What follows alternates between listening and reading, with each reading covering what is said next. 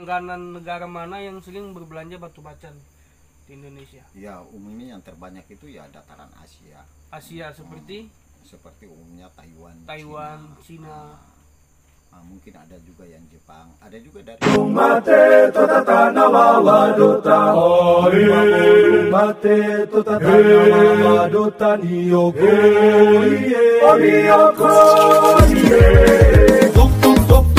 bunyi gendang pak pak pak pak pak, bunyikan gong tong tong tong tong tong.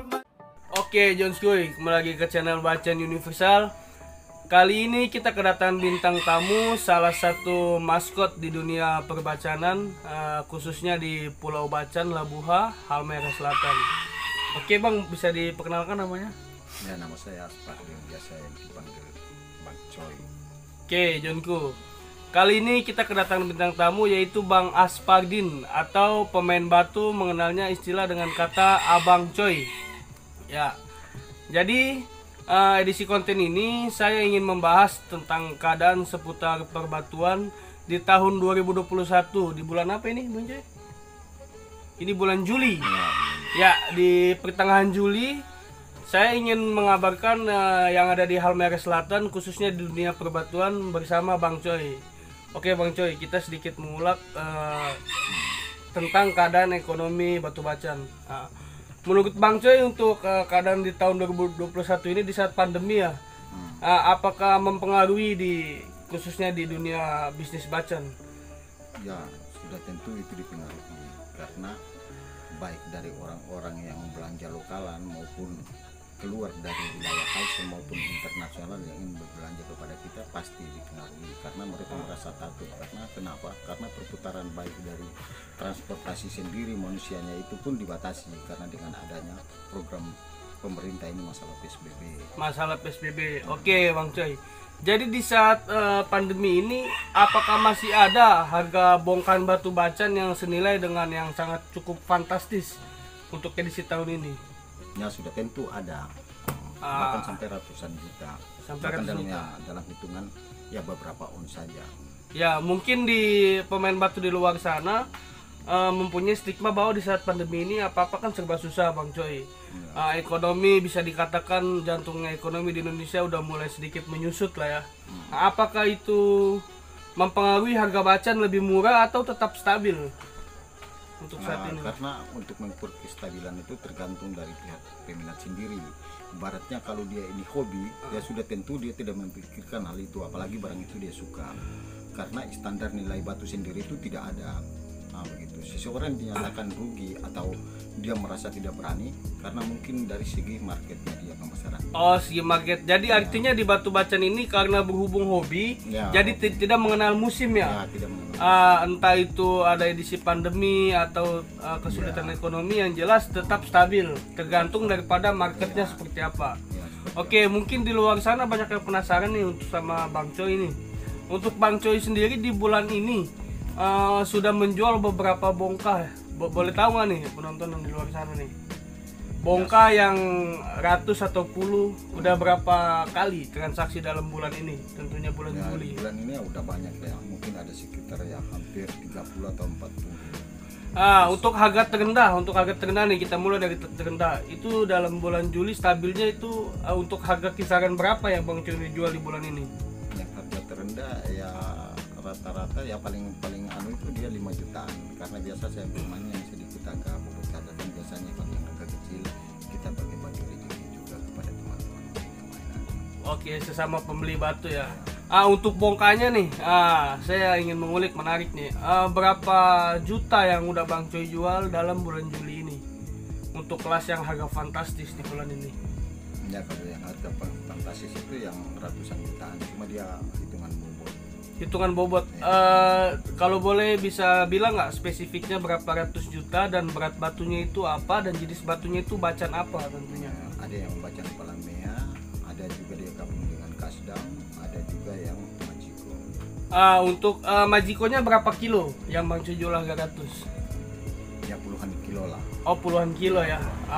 Dan Palamea itu berapa kilo yang terakhir Bang Coy jual dengan harga ratus juta?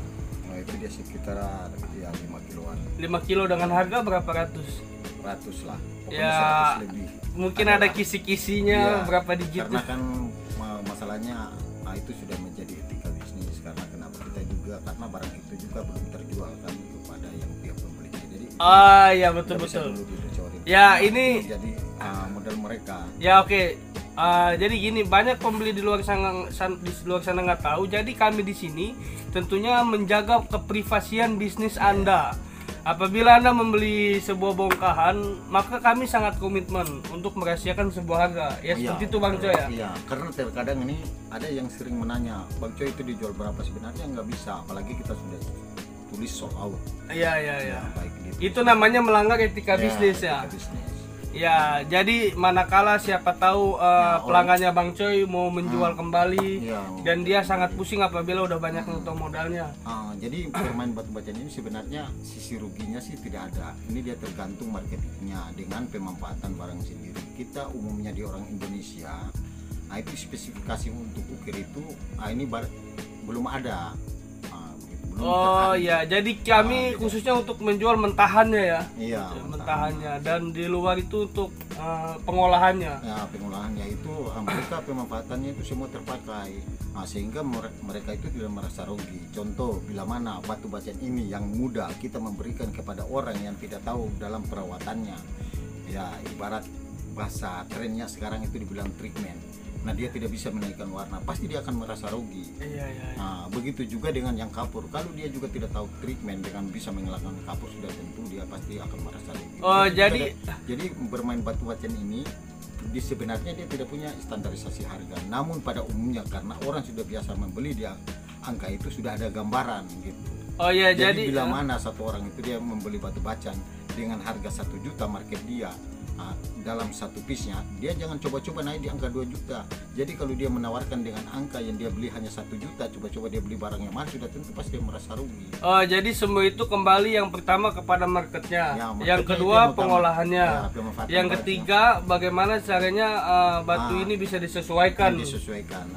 Oke. Jadi pada Yang intinya, terpenting. semua menyesuaikan. Ya, menyesuaikan. Jadi kalau memang dia merasa umpamanya gini, batu bacaan ini kan sebenarnya ini dari segi kan dia perjudian. Perjudian maksudnya dalam konteks halal tapi ya. Ada perjudian, ya dia halalnya bila mana itu dalam transaksinya itu ya tidak mengeluarkan modal, membicarakan tentang besarnya modal yang ini. Kan terkadang orang membawa-bawa nama Tuhan, sementara itu modalnya itu bahkan sudah melebihi, itu yang dilarang. Oh, yang dilarang. Oke. Jadi sebenarnya dilarang keras untuk membicarakan modal karena ada kalanya khilaf gitu ya singkatannya. Gitu. Oke, Jonsku, pembahasan tadi itu adalah tentang seputaran di batu bacaan. Sebenarnya masih banyak kisah tentang situasi di Halmahera Selatan ini, dan saya coba ingin menggali untuk keluar dari Halmaheranya ini, Bang Coy. Tempat mana yang sering berlangganan untuk batu bacaan, khususnya itu di daerah mana, provinsi mana, untuk di domestik ya? Untuk di Indonesia itu pembeli yang sangat banyak itu di mana? Ya pada umumnya orang-orang lokalan sendiri, bukan orang-orang dari luar, karena penduduk kita ini kan dia termasuk lebih banyak yang pencinta, termasuk kota Jakarta. Oh, salah satu ibu kota Jakarta. Ya, itu yang paling terbanyak. Pada saat booming kan di Rawabening Jakarta kan banyak sekali tuh batu-batu akik dari berbagai daerah. Itu rumornya sekarang katanya bacaan masih tetap eksis ya sampai saat ini ya. Dia masih tetap, sekalipun juga di Jakarta sih, karena setiap orang hobi ini dia tergantung. Jadi sekalipun di Jakarta City dibacaan tetap ramai, karena kenapa? Mungkin dari Ambon yang beli, mungkin dari Sumatera yang beli. Oh, mungkin pendatang ke ibu kota yang- untuk mencari cenderamata ya. Ya, sekalipun juga di Jakarta sendiri total nggak beli, tapi ini juga semua juga ketentuan Allah. Ketika Allah ini dia berkehendak barang-barang itu dia bisa terjual, dia akan mengeluarkan dengan caranya Allah sendiri, bukan dengan caranya malu. Contoh misalnya ketika batu bacaan ini, ya kita pengen beli 1 juta, tapi orang ini mau beli 10 triliun, memang dari segi akal Tidak masuk. tidak masuk. Tapi di dalam otaknya dia itu Allah tidak kasih dia pilihan yang lain, dia hanya mengingat benda itu saja. Dia Jadi Allah punya cara tersendiri ya sendiri. untuk menjaga karismanya di batu bacaan ini gitu ya. Oke Bang Coy, begini nih yang saya ingin tanyakan nih Bang Coy. Apa alasannya di tahun ini hingga di saat booming beberapa tahun lalu, apa alasannya orang sampai masih meminati batu bacan? Alasan untuk Bang Choi itu apa? Ya mungkin dari dia punya karakteristik Atau tersendiri. mungkin salah satunya kekompakan dari bukan. para pejuangnya, atau Jadi sebenarnya salah, batu bacan ini sejak dari zaman Adam itu sudah ada. Karena hobi dengan batu, maka muncullah raja-raja itu menciptakan dia punya mahkota itu dengan batu-batu, itu sudah ada dari zaman dulu.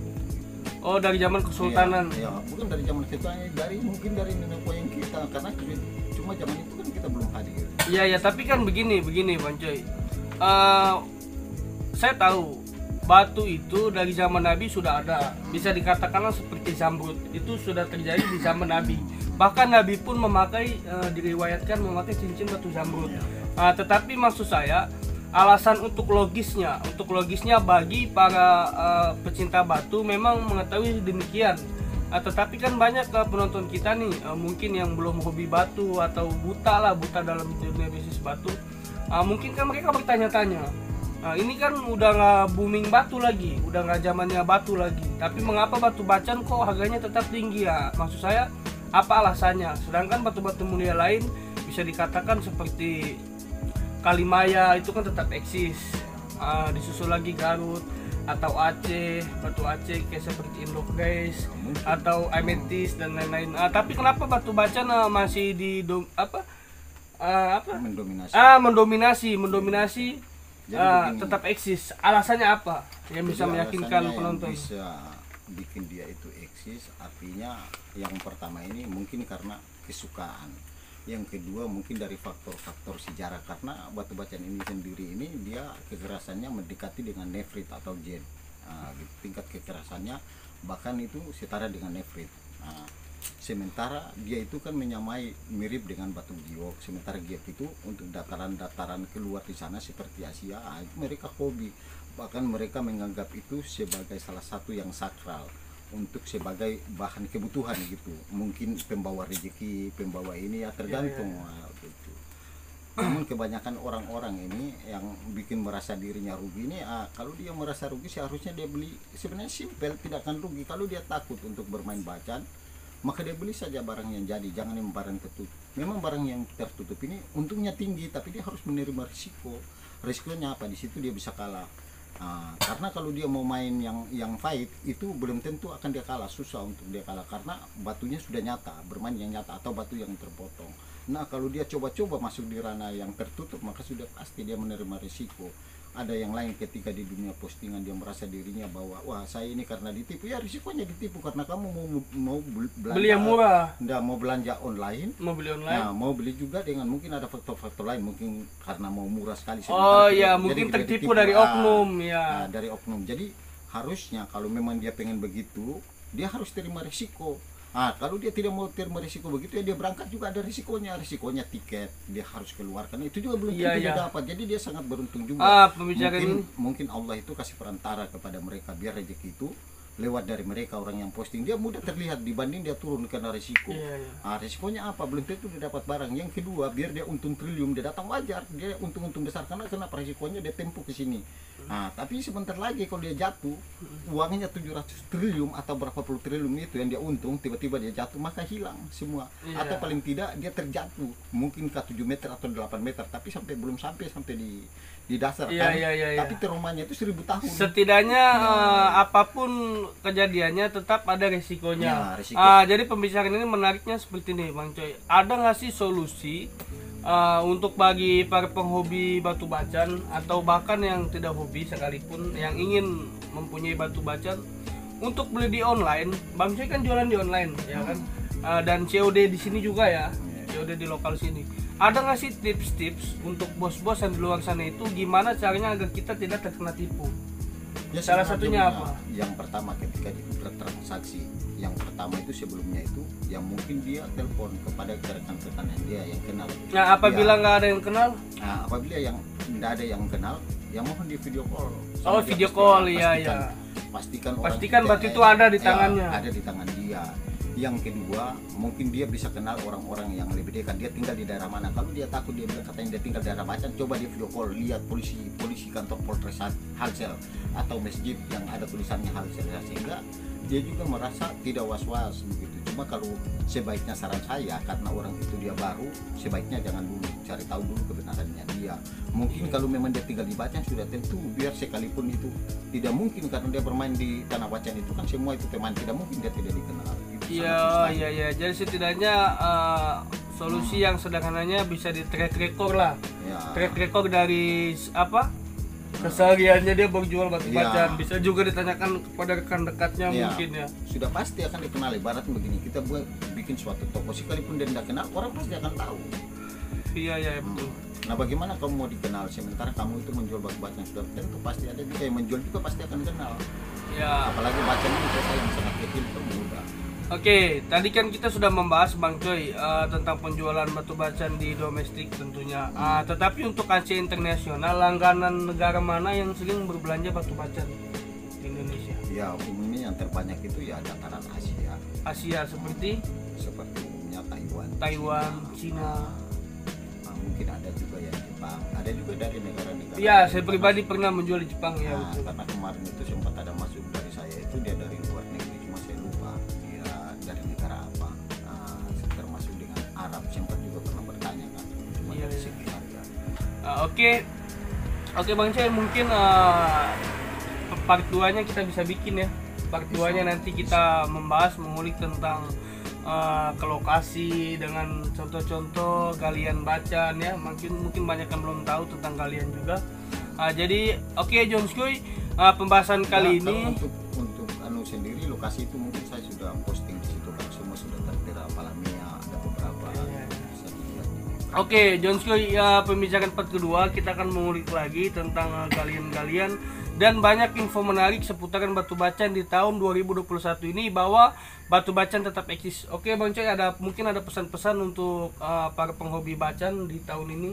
Iya, dan pasti mau tidak mau, suka tidak suka, kelak itu batu bacan sudah menjadi top ending di pemerintah, sehingga dia sudah mendapat penghargaan sebagaimana yang saya sudah posting itu.